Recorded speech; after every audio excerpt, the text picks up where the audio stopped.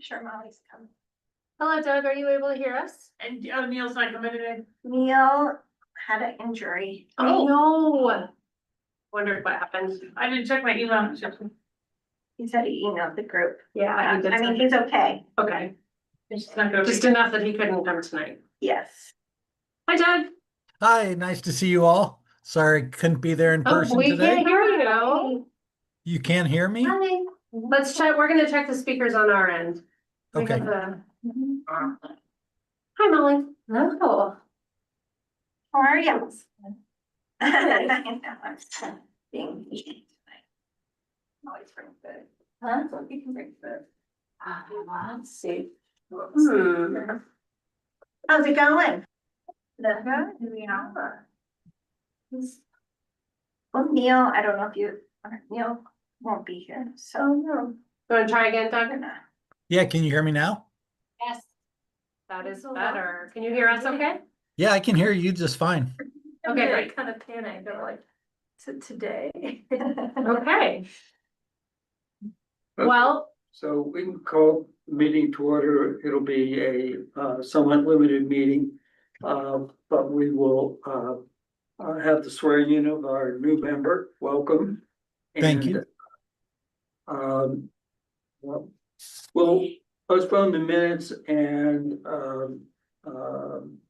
the election of officers until the next meeting so that we're clear that we have an appropriate quorum.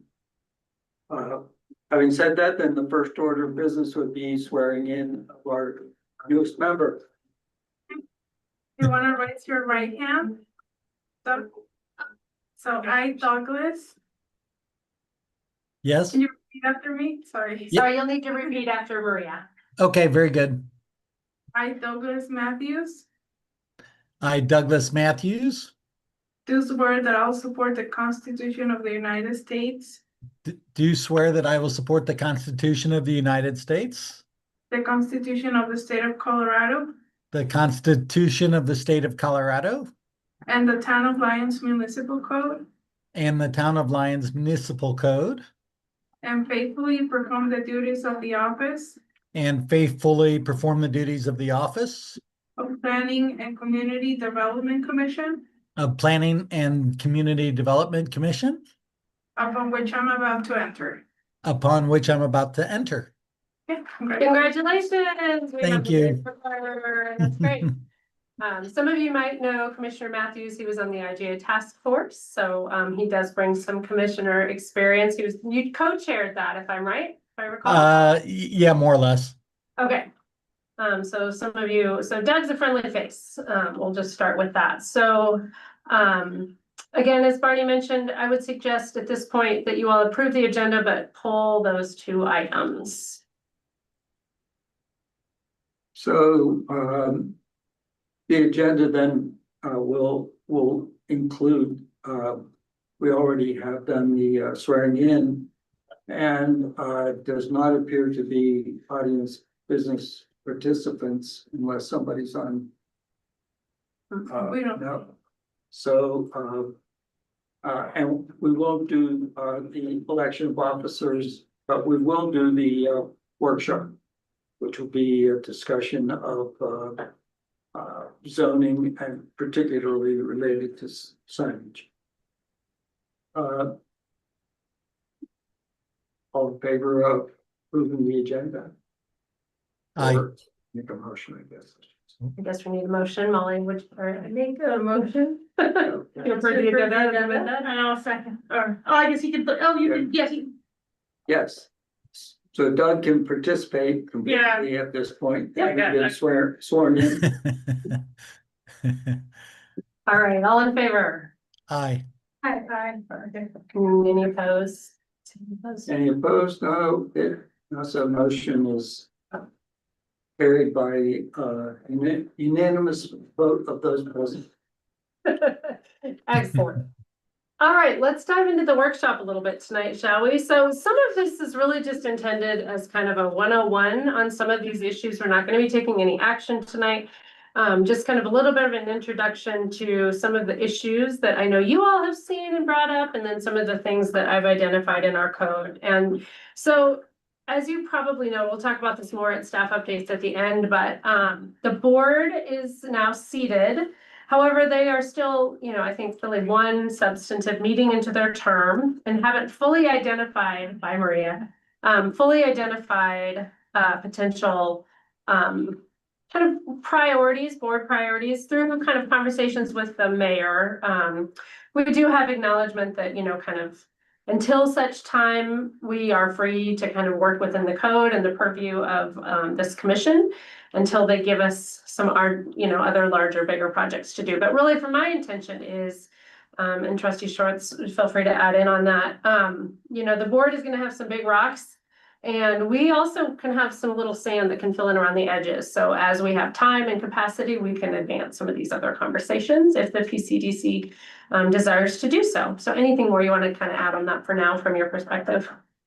No, I think that's right. I just imagine, economic vitality commission and just small business support and support of Main Street, something we all campaigned on. I can't imagine it not being in the top priority. So I think signage to help draw business, particularly as we enter the business season, is probably a good conversation. And I just remember the meeting we had PCPC a year ago, maybe on feather banners. Yeah, we did. No idea we would spend so much time talking about feather banners. So Right?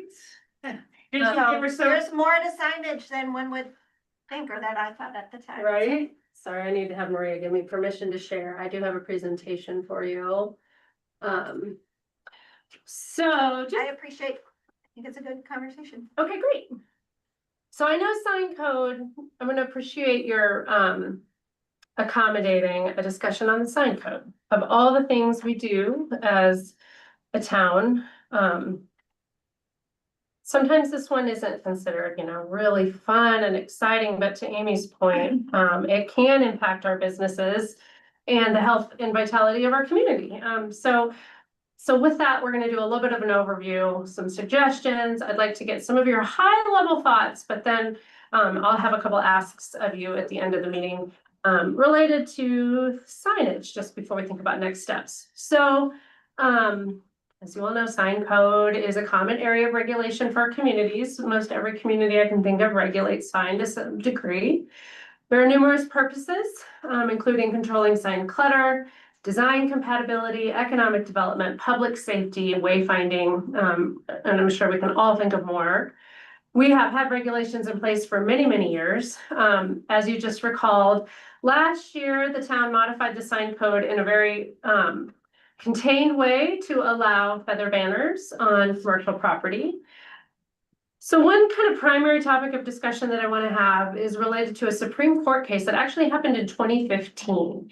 And so when I think called Reed v. Gilbert, and that really appended and turned on its head a lot of the ways communities can regulate sign code. There have been some subsequent cases that have kind of further clarified that. But if you were a planner back in 2016 and 2017, probably every conference you went to had probably 3 sessions on Reed v. Gilbert and what that meant for codes. So this was something we're pretty well versed in as planners at this point. And I would say as a town, I think collectively we're overdue for a discussion on our kind of current sign design comparisons, what type of goals we have relative to our code today. So I think it's a timely discussion, and then you all, I think, together with the board can decide on if this is a priority. So again, Reed v. Town of Gilbert. This court case rendered many local sign codes problematic, including Lyons. Court ruled that Gilbert, Arizona may not impose content-based restrictions on signage. They do continue to uphold an exception for off-premise signage, and off-premise signage is essentially like, think of a billboard, right? So a billboard typically is advertising something maybe that's coming ahead on the highway, right? So it's advertising something that is either happening or a business that's located on a different property. And I don't know all the rationale of the Supreme Court, but they have continued to say that we can regulate content as it relates to off-premise signage. Other than that, we shouldn't have to read the sign to determine the regulation. So we currently include, among others, terms like political sign, garage sale, estate sale, yard sale, memorial sign, right? Like all of those sign types, you would have to actually read the sign to understand how it gets regulated. So we have different standard for a political sign than we do for a yard sale, garage sign, things like that. So we can no longer do that as a community. So that's kind of one primary reason why we should consider updating our code. So what is an alternative? It doesn't mean that we're gonna have just a free for all with sign. We have a number of different tools and just ways we can think about regulating signs. But I want to keep these three terms for you in your mind as you think about signs. So time, place, and manner. Time, when and how long a sign may remain in place, whether it's temporary, permanent, non-conforming. So non-conforming sign, non-conforming is a term in zoning where maybe it was legal when it was approved, but the code has changed since then and it could not be built today, right? So our code has regulations for non-conforming. So those are kind of three time-based regulations. Place, where different types of signs may be located in Lyons. And we can regulate different parts of town differently. It does not need to be a one-size-fits-all type code. So we can have different standards for commercial areas and different standards for residential areas, things like that. And then finally, manner, right? So the manner of the sign itself, what's it constructed of? How big can it be? Can it be lit? Types of signs that are permitted and those that are not. Again, all of these things we can regulate without having to read the sign in order to do a sign. I'm gonna go maybe a few more slides and we'll pause for questions. I don't want to get too deep in this. Well, actually, maybe let's stop there.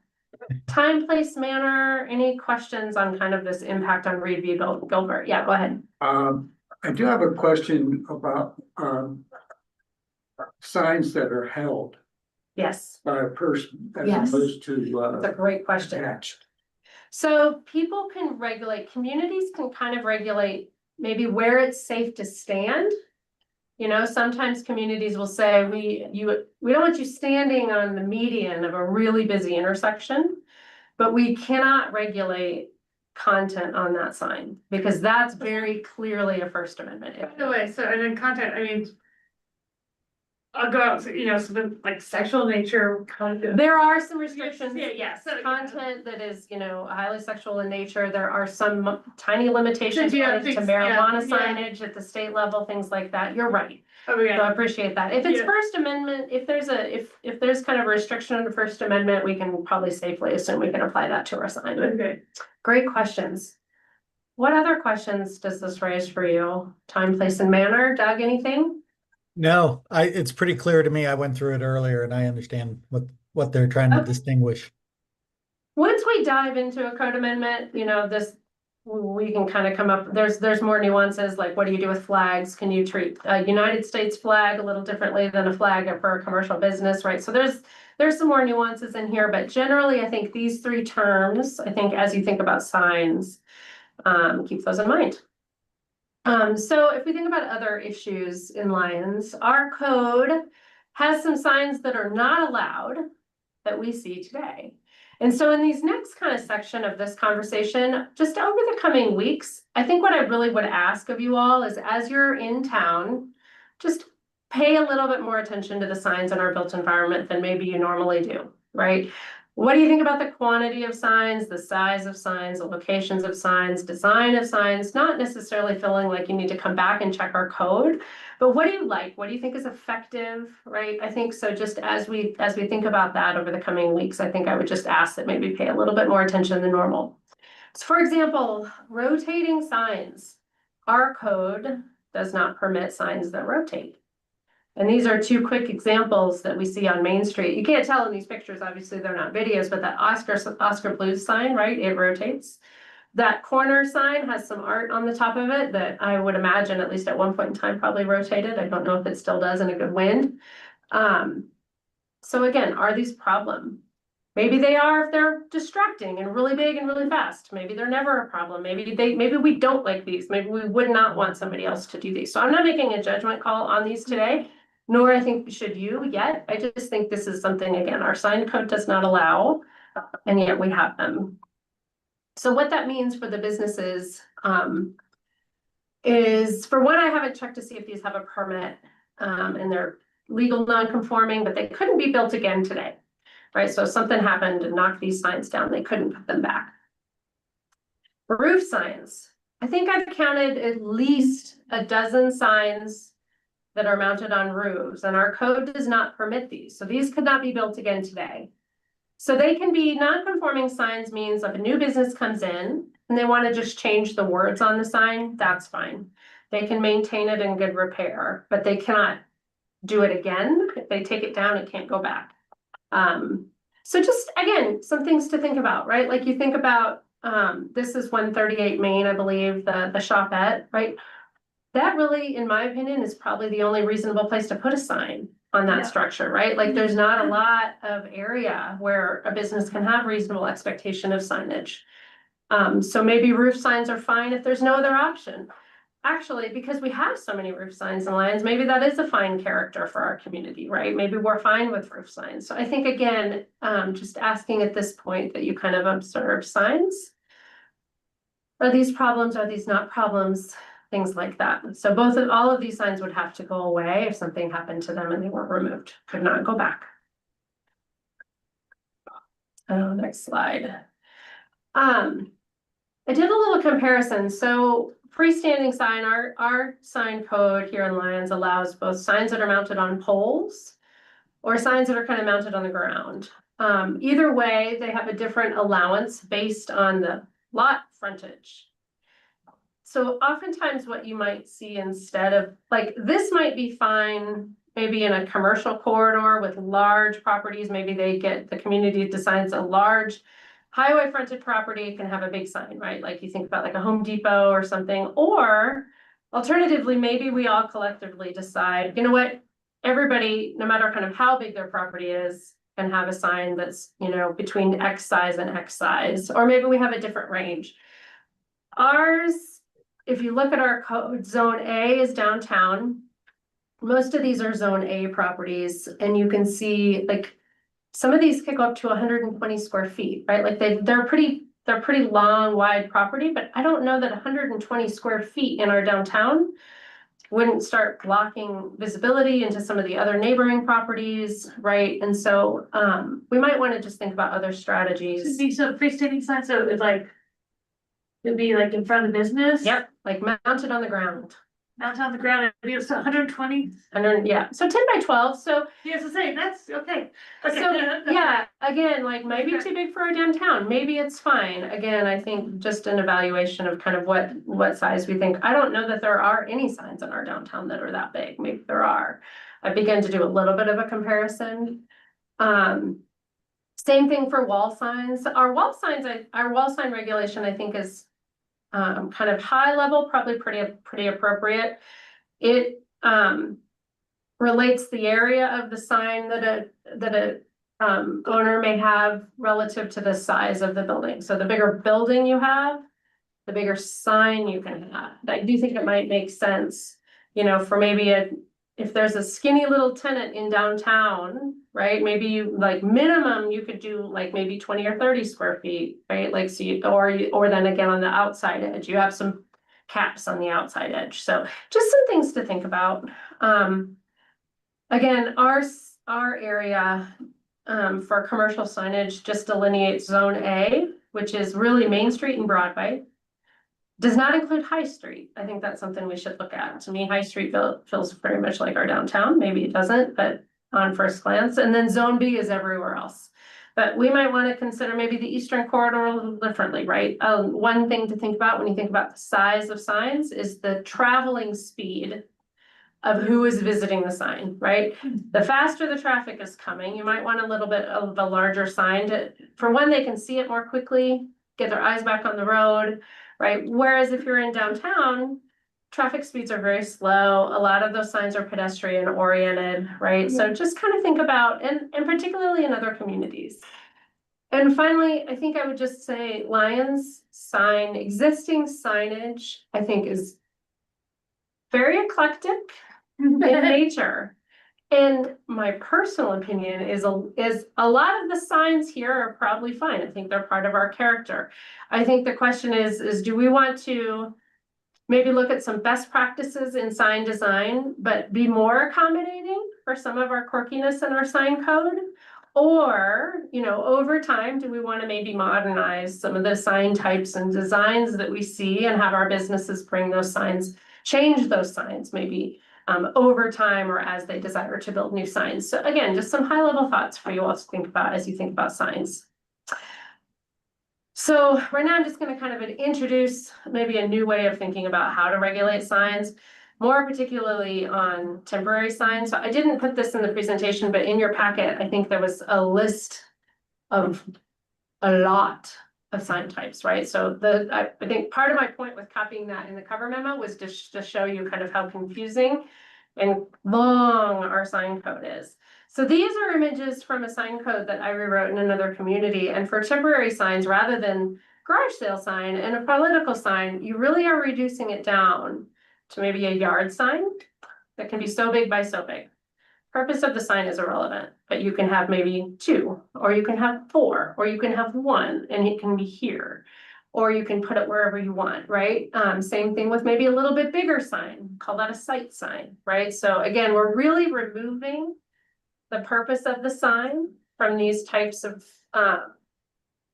labels to just really kind of boiling it down to what types of signs are we comfortable with in the community and where would we like them placed?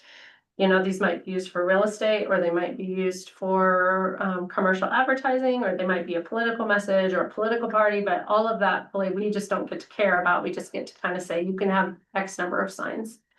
Commercial signs, I think it's to some degree, the permanent signage, that's just some degree of modernization. I think our code is not hugely problematic. Again, I think it's just some mismatch in some of the allowed sign types and maybe some modernization of some additional sign types that we've seen come online, like like the feather banners that we talked about last year that aren't really contemplated. So again, what could kind of this look like, right? So site signs, this is an example from a code that I worked on in another community, right? So rather than political signs, real estate signs, things like that, we have something called a site sign. And this, I think, is another issue with our code. If you read it, it's kind of a wall of text. It's hard to kind of piece together how the code applies to your property. And so what we tried to do with this code was really just kind of simplify it. So this is all on one page. I've kind of rearranged it to fit here, but basically you can kind of say like, okay, I'm a residential property.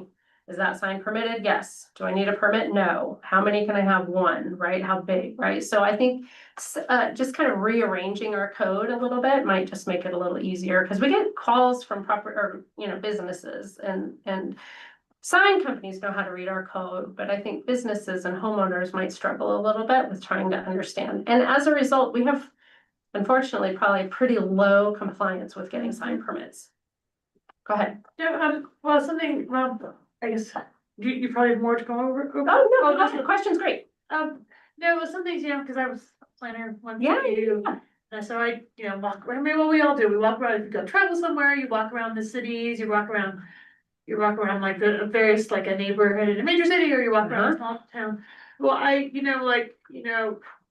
probably noticed, like, maybe sometimes, maybe like, like in New England, like plain small town, a lot of times, there's like a unifying theme to there's the white clapboard design, but you'll see like the signs being, I haven't been up there in so many years now, but you'll see like the advertisement for like the LL Bean will be Greenway, but then they'll have like, or they'll have, they'll have a 7-Eleven around the corner, but you don't see it, but they'll have like you'll see like the little logo. There was the way they try and create a unifying effect with, and the historical character, but also, they want, of course, businesses count on the identification. Yeah. And another thing to think about too, and I always saw this in my hometown in Virginia, I live in Virginia near DC.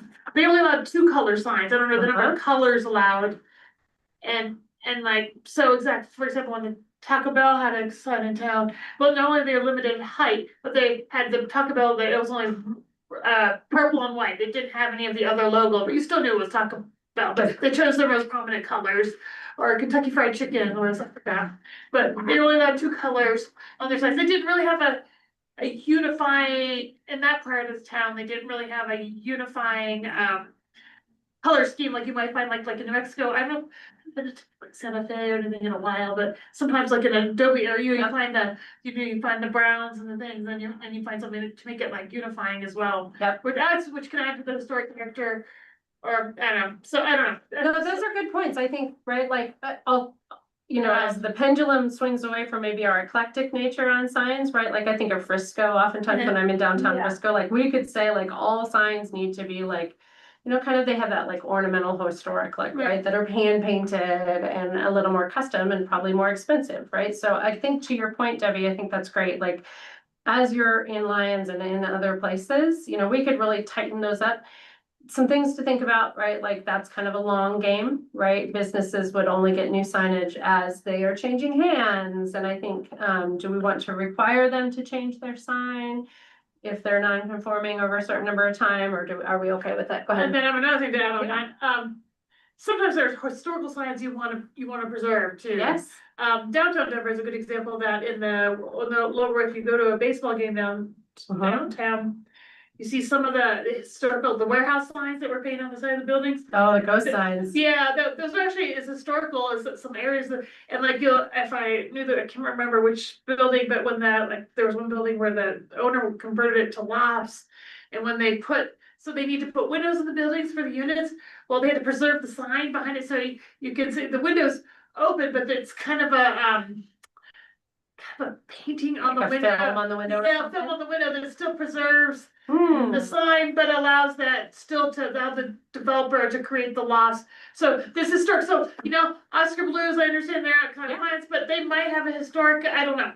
Maybe that's, you know, I mean, just Yeah. something to keep in mind. Those are great tools, right? Yeah. And we can kind of pick and choose how we want to do this. But Yeah. iconic signage, historic signage, those are really great tools we could look at too. Yeah, so.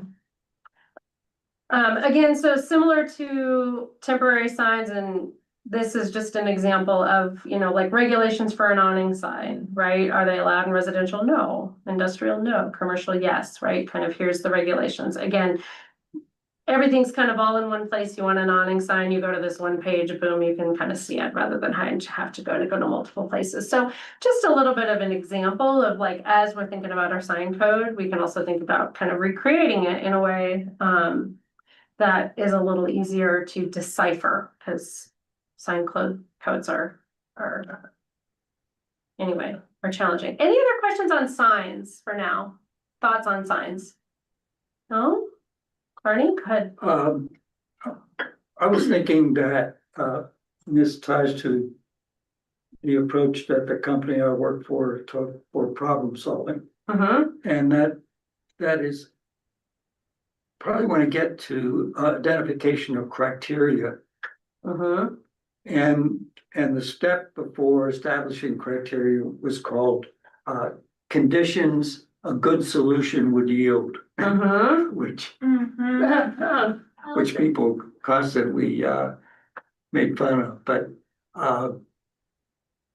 it may be a step in our process of trying to think, you know, what is it that what are the objectives we want? Yep.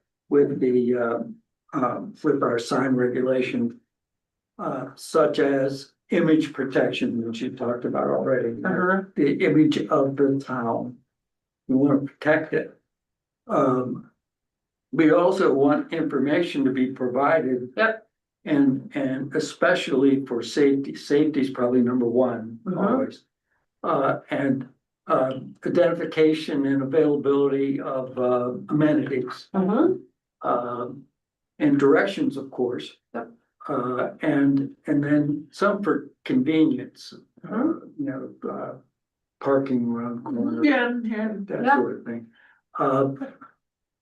Maybe a little more specific is enabling business to capture pass-through traffic customers. Yes. And their dollars. Yep. That may, you know, especially for the businesses in town, that may be absolutely number one. Yeah, how do we try to encourage more of that? Yeah.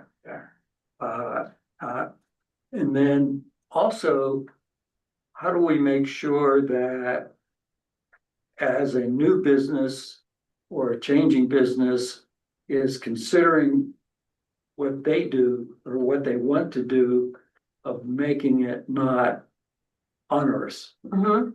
So that you know, because we want to attract new business, we want to retain business, Mhm. you know. So that will get to the onerousness of the regulation. There are any certainly other considerations, but I think that might be worth, you know, having a real discussion Totally. of our I agree. process. I think if I were going to lay out, and I'll pause here because the next slide is kind of the switching gears of the discussion, but I would, if I were gonna lay out maybe a path to work with PCDC, but I'm really curious to hear your thoughts on this in terms of kind of how to break down updating our code, right? So I might start with, to your point, what's the purpose of the sign code, right? Like, let's coalesce around a purpose. Let's coalesce around maybe like, you know, kind of what do we want to do with any non-conforming signs? What do we want to do with maybe sign illumination? Just get some of the maybe like the technical, like the bigger picture things around signs. And then dive into like maybe temporary signs and then maybe dive into the permanent commercial signs. Like I think there's kind of, in my experience, there's kind of 3 chunks of how you can kind of look at a sign code. Or alternatively, we could, you know, we could start with like commercial signage and then back out into like illumination and non-conforming and some of the purpose and things like that. But I think it might work better to start with kind of the big picture issues on the sign code and then maybe drill down into the more specifics, like, and then where and what are we comfortable with? Okay. Any other thoughts on sign code before we switch? All right, No, so I think, go ahead. Lisa, I was gonna say the one thing I thought there were some really good points brought up there. The one thing I really like is the way, like in this example you have on the screen, how much more clear it is to understand what the code is saying, you know, and I just, having tried to read through the materials you sent out earlier, you know, and go into the code, it's 14 pages of descriptions and it was almost impossible to follow. And it seems like the end result, wherever we end up, should be a really simple code that's presented in a way like you presented it here. I think that would be great. Yeah, thank you. I appreciate that. I agree. I find our current code, sometimes I struggle with like when a business owner calls me, I'm like, okay, hold on. Let me think, you know, like there's not an easy map to it. But yeah, so I think some advice on restructuring, you know, what kind of, how do we want to break up our community, you know, residential, commercial? Do we care about the difference between industrial and commercial in lines? I don't know. Maybe we do, maybe we don't, right? Do we have a mixed use? I don't know. Maybe we do, maybe we don't, right? Do we want to do East Corridor versus downtown versus general commercial, right? So I think those would be some of the conversations that we could have fairly early on. I think that might help us define a little bit more as we start breaking down into the regulations. So I think, you know, this was a great discussion, again, just intended to be intro. As I see you around town, or feel free to shoot me emails or signs you like or whatever over the coming weeks. But probably what I'll begin to do then as time allows and as board priorities get refined, maybe begin to kind of break off certain chunks of this to come back to you all for feedback. And with the sign code, we will certainly have to do outreach with probably historic preservation as we think about our historic nature, definitely economic vitality committee. And then finally the board, you know, any changes to our sign code require an ordinance that would have to be finally approved by the board. So getting the board up to speed probably on the direction we're going. So I would imagine we probably do some, you know, a lot of kind of preliminary conversations and then maybe bring it kind of an update to the board. And then if they're comfortable, then we kind of get to putting it all together. So any other thoughts from you, Trustee Schwartz? No, I love Barney's thought, like start with the conditions that we Yeah. want to create. Yeah. Write the front page news article and then work backwards. Yeah. And all of it, you know, that's always been the challenge in Lions is how to get people to stop and spend their money. Right. Yeah. Agreed. And Oh. hopefully the business community can kind of collaborate around that. It's not like one business is sign against the other business sign. It's a, Yeah, no, that's not the intent. yeah. And I like the keep it simple, don't Yes. make it difficult on business owners or whoever. I'm also curious about some residential signs. Yeah, Some like some personal businesses Yep. maybe that are. Anyways, yeah, I've just noticed a couple of those. oh, no, there are, and I think our home, I can't remember if some communities like home occupations or. You know, businesses conducted at home allow signages, some communities don't, and I can't remember what ours is. But I think it's certainly an opportunity, right? Like if you operate a business and you have a business license and that's allowed, can you have maybe, you know, a little modest sign in your front yard or not? I don't know. And then what's the difference between like. Political statement sign in someone's yard and like the commercial sign. We do not get to regulate those two signs differently. So we collectively can say we are comfortable as a community.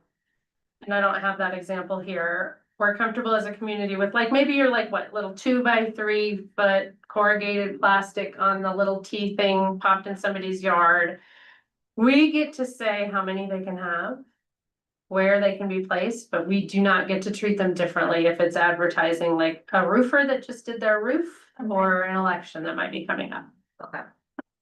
Makes sense, cause you know, like you got the painter come through, they always stuck their Yep. signs in our yards and when they're advertising, cause that's important advertising, but I Yep.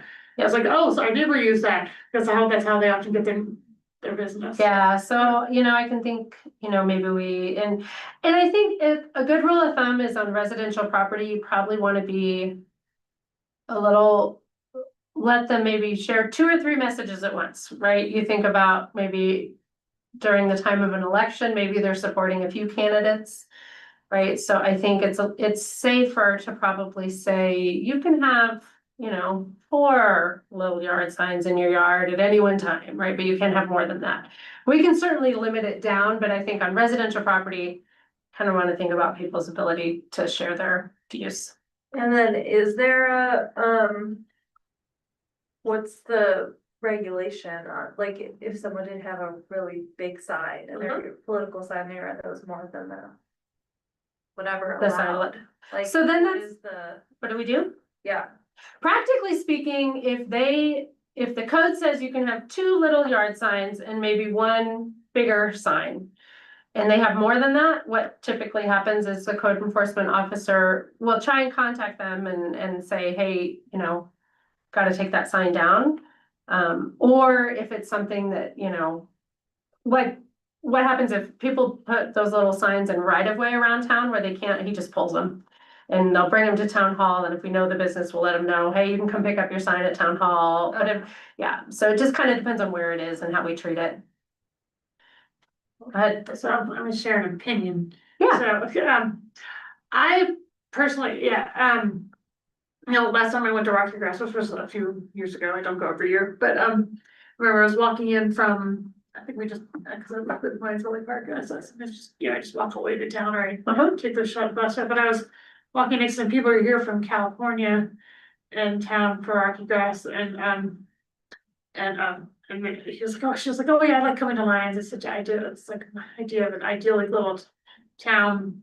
And I do think we could use more like, well, that uniform kind of create that sense of place thing, and I guess that's what the historic preservation commission, right, whether that's part of their guidelines, our sense of place, but I think I personally would like to see our signage kind of reinforce that a little bit better.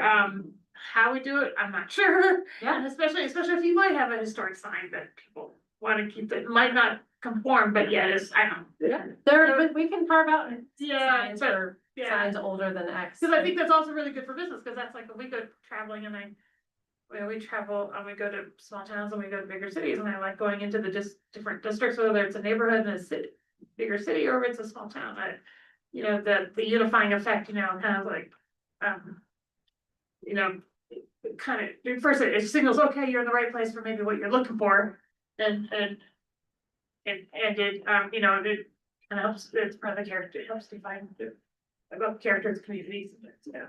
Like Adobe and Santa Fe and White Clapboard and New England State, you know, design on everything else, yeah. I'll be curious to see what the town of Lyons decides as its character. Exactly, yeah, well, that's the problem, that might be, perfect is, what is it, when we have the other, when we have Paul Roscoe, he's like, lines is funky, but not junky. Yeah. And so, I mean, That's there's a lot of funkiness, besides how, can we maintain that and still, Yeah, I don't know, it's tricky. yeah, so, I don't know, just. Well, this is the start of many further discussions, I think, as we begin to think about it. Go ahead. And it's a tangent, Yeah, it's kind of a sub-objective is to not, or at least consider not complicating the subdivisions. yeah, You know, is it dominated by zone or the design guidelines, or, Mhm. so that there's some consistency, so you don't have to look in 10 places. agreed. I think, I have seen towns, and we're gonna talk about that in our next thing, where we have started kind of putting tentacles for different type of regulations in multiple places. And I think to the degree we can kind of consolidate it as much as makes sense for Lions is great. Make it easier to do business with the town. Yeah, make it easier, yeah. To some degree, I probably could make some more handouts on the code we have today, right? That could help illustrate and define these regulations a little more clearly, so that might be something, again, time allows. Could communicate our code in a more clear way, even if we don't amend it in the short term. All right, any more thoughts on signs before we switch to uses? Okay, if you think of something, we can certainly come back, this is informal. Okay, permitted uses. Zoning 101, right? So zoning codes. One of their purposes is to define kind of what types of activities can occur on which properties in town. So as you all know, we have amended this code even in my time here in a little over a year numerous times, as we think about the different ways we regulate our property. We have identified uses that are regulated in, I'm gonna say, at least 3 different areas of the code. So we have conflicts now, and that's just based on, as I have found them, based on trying to answer specific questions from property owners. I have not done kind of a line by line comparison, and I don't know how many more we'd find. Maybe we're lucky and we don't have that big of a problem, but I'm not confident in that. So again, with the sign code, I think one, and the town attorney and we kind of lament on this together from time to time when it comes up. I think we both feel really strongly that moving forward, whatever reconfiguration we do, we only regulate this stuff in one place to eliminate the kind of cross contamination over the years of we amended it here, but we forgot over there, we didn't check over here, we didn't know that. So to the degree we can, we would like to kind of consolidate that. So as you saw in the cover memo, I presented an example. This is one that came up not that long ago from a property owner. And this is regarding permitted uses that are residentially oriented for commercial properties. Right, so this table, and I don't have the code section, this table is in, I think, 16.5 of our code. And it has this nice chart, right? And I've just copied one line down here, and it says a dwelling unit that creates a place of residence in conjunction with a place of employment, provided blah, blah, blah. If you look across the line, you see that that is only permitted in our business zone district. But when you go over to 16.3200, you then see residential uses, associated residential unit, or this same thing is permitted elsewhere in the code where it's not in the table, right? So that's just one example. And so, you know, what collectively I think we're gonna have to try and do, and this will be some of staff's homework, is try and find when these codes were amended, if we can. We did a major revision of our zoning code in 2014, where we basically re-adopted the entire zoning code. And so once you get older than amendments from 2014, it's kind of harder to trace back the amendments. Like then, if you look in Muni Code at the bottom of code, it'll tell you what ordinance amended that section. But you'll also notice this, I think it's ordinance 956 in 2014 amended a vast majority of our code. So to some degree, I think we're gonna have to make okay, what exists out here today? What do we think? How do we think this code has been interpreted over the years? What do we think this means? If we can't actually find the legislative history on how these breaks happened, we're gonna have to move pretty thoughtfully in terms of what we think the intent is here. Another example, and this one I put in the cover memo, professional office means an office for professionals such as dentists, lawyers, architects, engineers, artists, physicians, right? And then you go to our commercial downtown, professional office isn't allowed use, but later it says medical or dental office requires a conditional use, right? So we've got this pretty clear conflict. And as we all know, we have lots of medical and professional offices in our downtown that have not received a conditional use permit. So I think over the years, staff has, because they're already existing, we have not made the others get that conditional use. But I think just for the purposes of consistency and fairness, this is another example of a code cleanup. So I didn't, again, I haven't done a big comparison. Another section of our code that I didn't put in the cover memo where we have things twice. Density and dimensional standards, again, we have a table chart that lists everything. This is a snippet of one of them. And then elsewhere in our code, in this kind of this 16.3 section, again, they list them out too. Front setbacks is this. I haven't checked for kind of cross contamination, but I'm assuming there might be some in there. So I think I would suggest we start with either density and dimensional standards or uses and kind of dive in. Any questions, or is there any preference on maybe which one of these to begin starting on? As time allows, any questions? Is there one that sounds more fun than the other, uses or setbacks and height? Just for comparison. Go ahead, Doug, I see you came off mute. I would guess, again, kind of going back to what Amy said about the priority being the economic vitality, I would think looking at things related to commercial and businesses and homes and those sorts of anything that generates, revenue for the town, I think should be a priority. I would guess. Yeah. Uses, I feel like I've identified more problems in the use table. So in the uses than I have in the dimensional standards. So we'll, as time allows, maybe we'll begin to do a little bit more of a comparison, and it'll take some research from the town clerk and myself again to just try and understand where we have a discrepancy. If we can understand how that happened, great, that's easy to solve. If we can't, then we're gonna have a collective conversation about which way we'd like to go or how we want to rectify it. Go ahead. One value I see in tables like this is it tends to minimize the use of the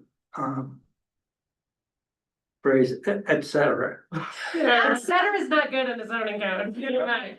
Is that, Yeah, what does that mean? Yeah. Yeah, yeah, maybe like Doug was saying, like, yeah, having a nice table kind of, yeah. I like tables and charts. Yeah, because, yeah, he's like, okay, it's almost like you can be, okay, I fit here, okay, now I can go over Yeah. here, yeah, it just makes it easier and more useful, yeah.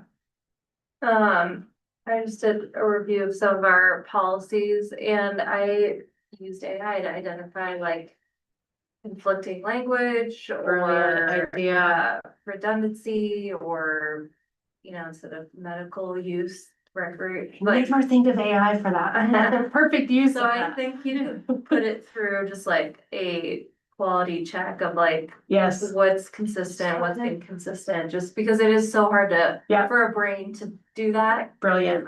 Thank you. So that would be my suggestion. Okay. Yeah.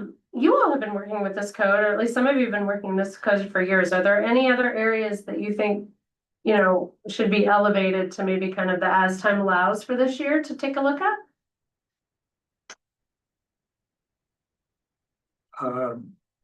Well, the ADU code has been sort of visited and revisited frequently, but it may be worth another look. Also, and it's fairly limited in terms of PCDC purview, but marijuana code, there was, when it passed originally, within a couple of months, there was a sense that it needed to be looked at again. Okay. I can raise that up with the town clerk. It's a good one for trustee Schwartz to hear too, I think, for both of those ideas. But there are some things like, you know, where is it allowed and where not, and. Yeah, Uh, we've all learned a lot since it's Already, been permitted. What do we think now? Great. Any other ideas for this year that we haven't talked about yet today? All right. Well, we'll also see. So I put a big asterisk behind this. If the board gets us off and running in other directions, then this might have to get tabled for a while. But I just at least wanted to kind of dive in and start the conversation with you all. Again, I think we've kind of talked about next steps and I appreciate your feedback maybe on kind of where to tackle these both next. So that's good. I did want to just provide a few staff updates. So I know 402 Main Street, you can see the foundations in the ground, so that's a good thing. We get a number of questions.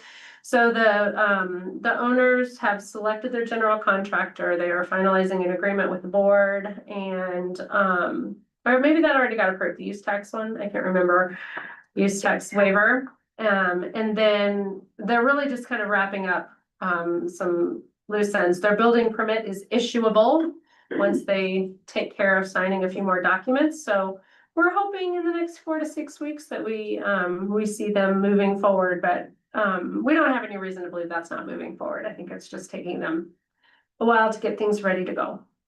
As we've talked about before, and I just want to continue to remind folks, the Wildfire Resiliency Code goes into effect on July 1st. So talk to your friends and neighbors. Fences now require permits starting on July 1st, and a number of other things will need to be more wildfire resilient. And I have a fun announcement. Prop 123, the town of Lyons is fully compliant with all of our Prop 123 requirements. So we've got our unit count and we have our commitment done and fast track done. So we're super excited about that. New board is getting settled. Amy, do you maybe want to share a little bit about maybe where you think the new board is at this point, or just what might be happening in terms of setting priorities? I know that's a hard one to answer. Yeah, I mean, I think it was on the agenda last week, Monday. We didn't get to it. And I'm not sure if it's going to be embedded in an upcoming Monday agenda or if we'll do a board retreat. Separate retreat. Yeah. Separate or as a workshop before so something like that, I think is gonna happen. And I know it's a priority for the mayor and the rest of the team, so. Yeah, I think it's just, we just gotta figure out when we're gonna do it. That sounds good. And if it wasn't obvious, it was hopefully implied, we have a new trustee liaison, so trustee Schwartz is now our liaison from the board.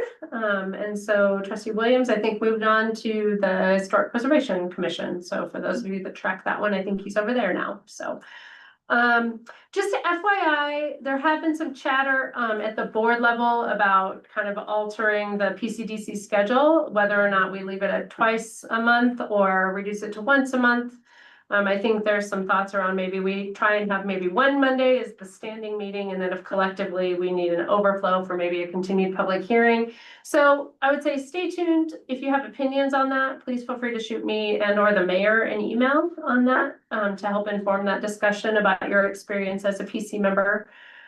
Or nothing might happen at all and we just kind of continue to make, decisions as schedule pops up. And then finally, I just want to let you all know that unless a public hearing is required, which would happen by another staff member, I'm going to be out later in the middle of summer. So we will not have meetings on June 22nd and July 13th, but we'll certainly let you know if we need a public hearing on either of those days. Someone else will staff. Yeah, someone else would staff a public hearing if we have something that comes up that needs to go, but I will be. So when is the next meeting? Yeah, so our next typical meeting, that's a great conversation. Yeah, Our that's next- it, cause it's Memorial Day, I noticed. Oh, yeah, Yeah. again, I don't have a public hearing that would be ready. Our normal meeting would be May 25th. We could do May 26th. I won't have any of this conversation for you ready. So I would suggest we plan on a meeting on June 8th. No, I'm gone May 26th, just saying, I'm out of Okay. town, so. that- Unless there's something more urgent that comes up, I would suggest we plan on a June 8th meeting if that works for folks. Okay, seeing head nods there. Great. I will tee up either a furtherance of this conversation and or, any other action that board might need or we might need for an applicant for June 8th meeting. Great. Okay, any other questions or chatter or comments from anybody here tonight we want to go over? Any other questions? Okay. All right, well, And our Memorial Day meeting is canceled. yes, we will cancel that unless, Double checking. yeah, I will send an email in the next few days, but I think it's very safe to assume that that will be canceled. Okay. All right, I'm going to adjourn the Zoom meeting. Doug, good to see you. Okay. Welcome aboard. Thank you. Good to be with you all. Look forward to being in the same room with you sometime soon. Thank you.